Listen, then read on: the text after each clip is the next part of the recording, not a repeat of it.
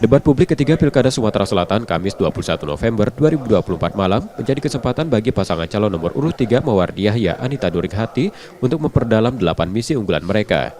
Misi ini bertujuan mewujudkan cita-cita dan menyelesaikan masalah utama di Provinsi Sumatera Selatan seperti yang telah disampaikan dalam debat sebelumnya. Paslon Mata Hati menegaskan jika terpilih, mereka akan mengembalikan program berobat dan sekolah gratis. Selain itu, mereka berkomitmen menuntaskan pembangunan yang terbengkalai guna meningkatkan pertumbuhan ekonomi dan menciptakan lapangan pekerjaan.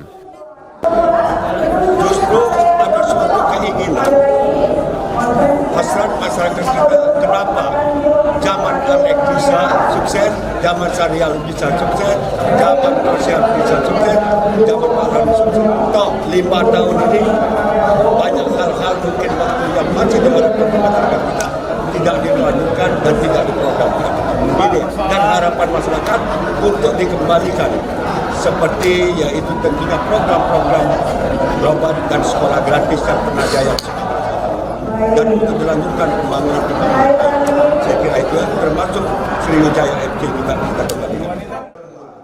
Paslon ini juga berjanji akan meningkatkan produktivitas sektor pertanian, perkebunan, perikanan, dan peternakan untuk menjadikan Sumatera Selatan sebagai lumbung pangan nasional sejalan dengan program Presiden Prabowo. Nur Muhammad, Kompas TV, Palembang, Sumatera Selatan.